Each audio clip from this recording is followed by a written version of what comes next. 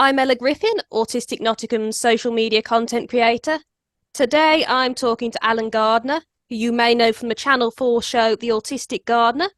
There's Alan. Hi.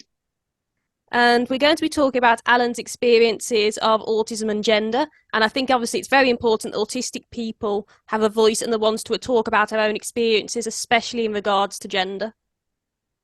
So Yeah, I totally agree. yeah, so I'm going to start asking the questions now. That's all I'm going to do is just say yes to everything. I'm only joking. I'm Right. making it work now for you. Go on. Do you feel autism influences your gender and your expression of it?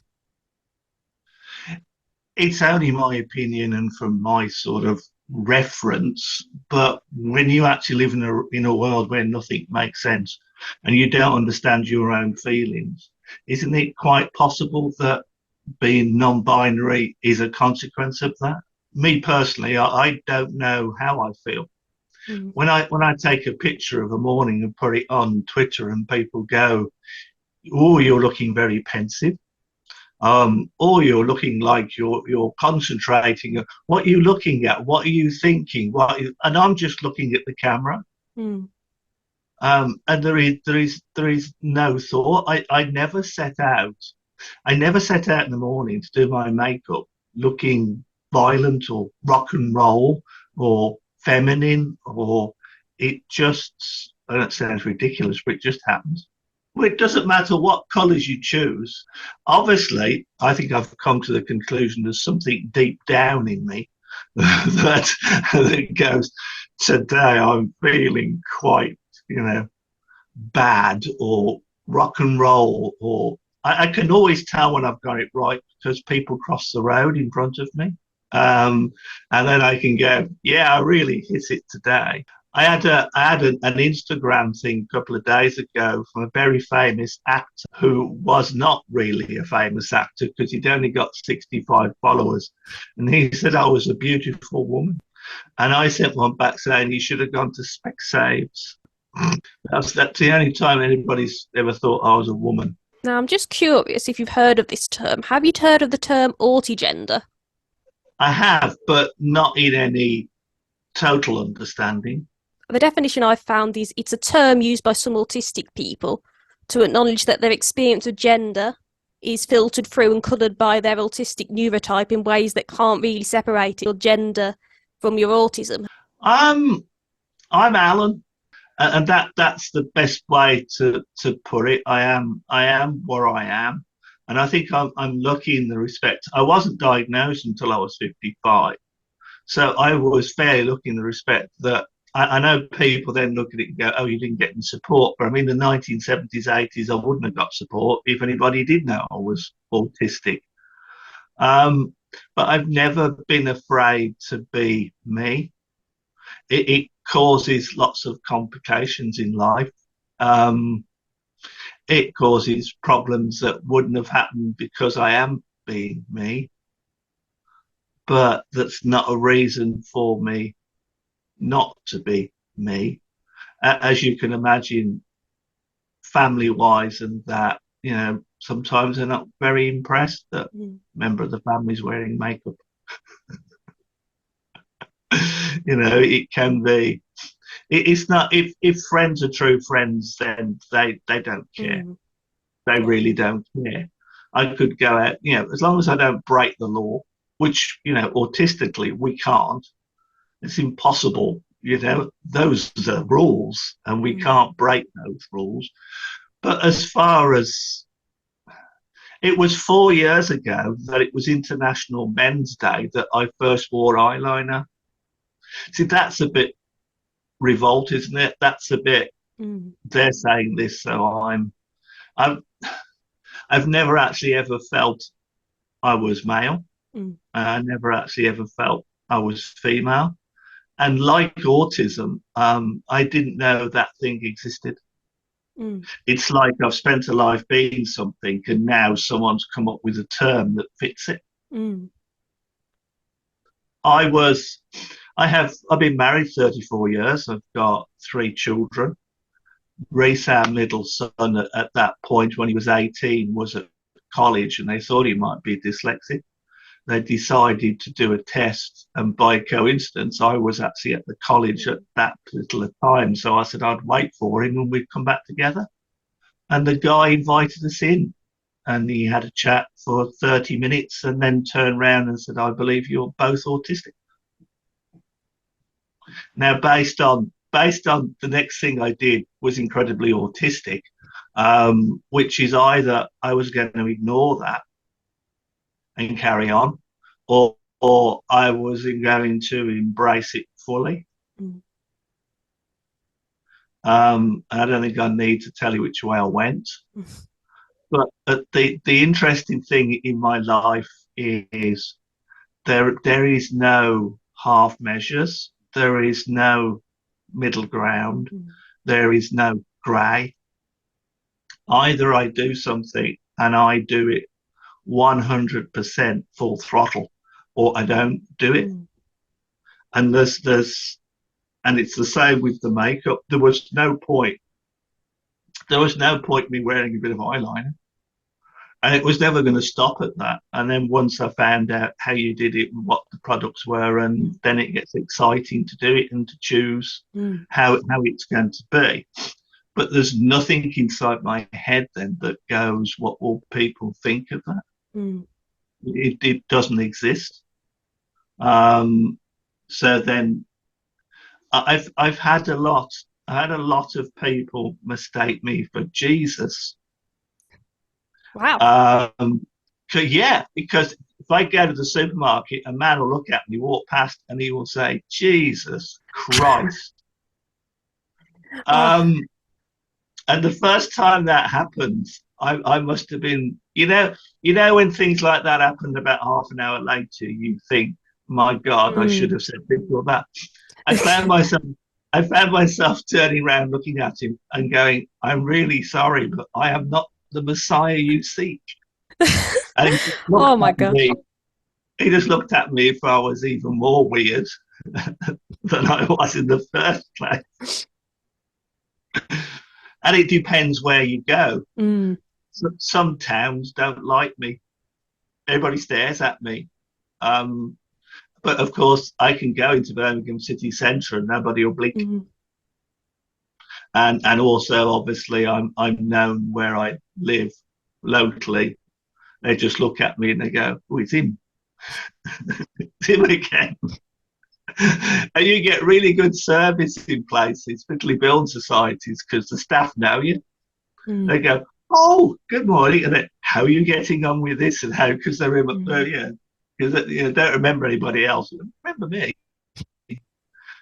My wife Mandy goes, "How do you think they remembered you?" I said, I don't know, but they did remember me. It says obviously on your Twitter profile you identify as genderqueer. How did you sort of come to find that term and understand it? Okay, my daughter was at university, and she came back from university, and she was talking about herself and how she identified. And then she said something that just made me stop in my tracks. And that was sexuality and gender were not the same thing. I always, what I'm doing could be considered gay. And I think a long while ago, I would have considered this a gay move. And I think, why is he married and still with his wife? And even more strangely, why is his wife still with him? But it was this definition that gender was not the same as sexuality. So I did a bit of research because I'm autistic. So either I was going to forget about that or I was going to know everything about that. So it turned out, really in a nutshell, that I'm non-binary. So I didn't identify as male or female, and I'm quite happy to. I don't cross-dress or anything like that, but this is a feminine T-shirt.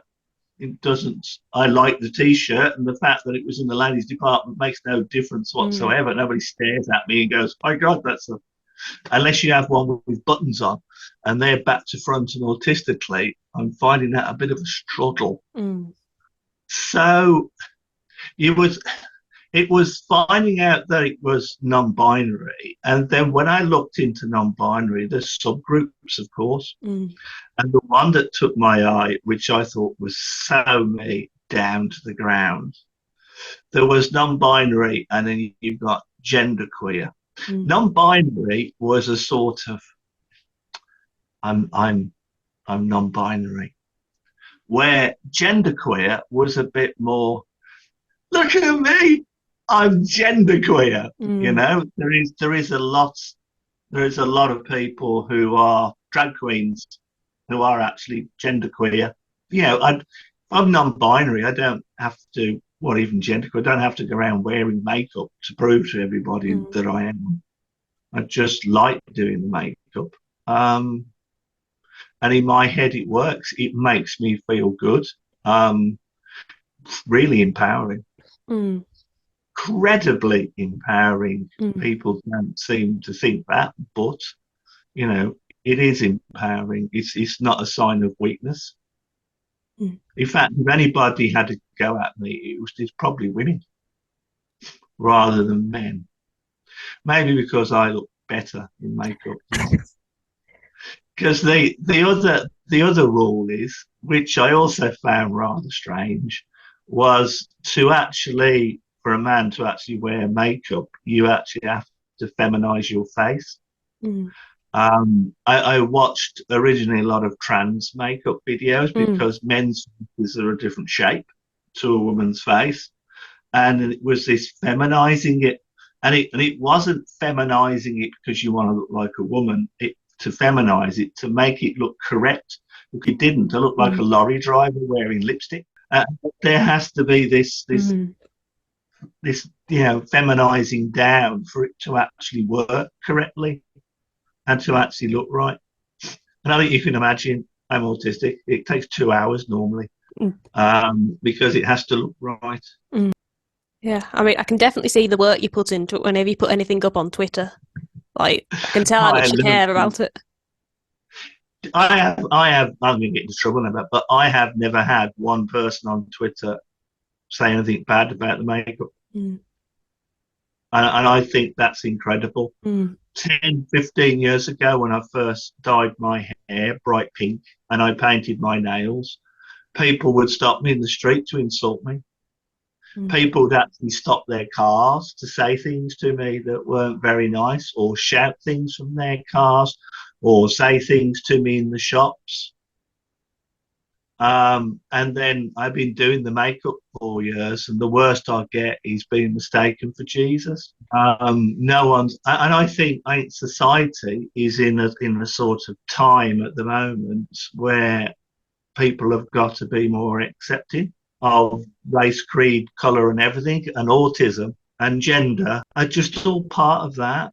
If nobody cares what I do, then, you know, fantastic. I don't want everybody to love me and love what I do and things like that. But if they just accept that this is me and this is what they get, you know, and I'll take that to the very end in my last breath. I see the Twitter account is a strange beastie. I have very, very diverse followers, very diverse followers.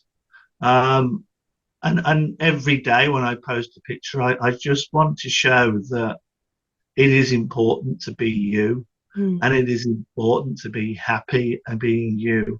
And we know in the autistic community how bad that can be by masking. I've got one last question. Oh, is this the one that this the hitter? Might be. We'll find out. What advice would you give to an autistic person who's realised, you know, that they don't conform to cisgender gender or are trans, or, you know, obviously just know they just don't conform to this, let's just say, cisness for simplicity's sake? It's only because the majority are not anything. Neurotypicals, as we call them, are just as diverse in their own ways. It's a matter. Someone said, is it important is it important to actually have a diagnosis? There's people who don't have a diagnosis, considering they're somehow lesser autistic, Mm. and they're not. They're just autistic. And the other one that's used is labels. Or you want a label. No, it's not a label, it's an identity. Mm. And it doesn't matter what everybody else is doing. They don't matter one iota. We find out autistically in the beginning of everything that we find out what we're good at and what we want to do. And I wanted to be a gardener. I wanted to be a garden designer. And then you find out that you have to interact with people to get what you want. And I did. I interacted with. I like people. I'm an antimatter autistic. I like bright lights. I like loud noises. And it's almost all the reverse. But as I say, it's no middle ground. Oh, that's I'll take that or leave it. You can't worry what people are judging you about. You can't worry about things you have no control over. If there's something happens in your life, you've got control of it, then take the control. Mm. If there is, like, Putin and the war in Russia and Ukraine, no point worrying about it because there's nothing you personally can do to stop it. And it's the same with being autistic. People will accept you, decide which route you want to go, and bulldoze your way through it. Mm. I know that this sounds, see, in a neurotypical world, this sounds horrible, but getting to the age of 55, being autistic and not knowing you're autistic, I really had quite a bit of a superiority complex. It wasn't that I felt I was lesser than everybody else. I thought I was better than everybody else. And although it turned out to be true, it was the only way I could move forward. Self-belief, believe in yourself, believe that what you do is right because it is right, because it's you, and there'll only be ever you. You can't be anybody else. They're all taken.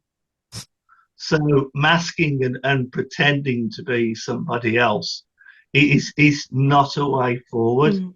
It's the same as, I suppose you're familiar with the term spoons. Mm. Well, it's exactly the same as spoons. Say you start off in the day with a number of spoons, and then each thing you do costs a spoon until you have no spoons left. And then you stop, because if you carry on, you'll be using tomorrow's spoons. Mm. And it's exactly the same way autistically, and is just doing what you want to do, and just do it one step at a time. You haven't got to conquer the world, in a matter of a few months. You can't go in a year's time I'm going to be here, in a year's time I'm going to be there. Just have self-belief, just move forward one step at a time, and be you, be who you want to be, not an imitation of somebody else. Mm. That is very good advice. Thank you very much, Alan. It's been My wonderful pleasure. talking to you, and thank you for obviously taking the time to do this interview today. It's been fun. Oh, that's great. I've Anyway, enjoyed it. that's great. So that's our interview with Alan Gardner. Thank you very much for watching.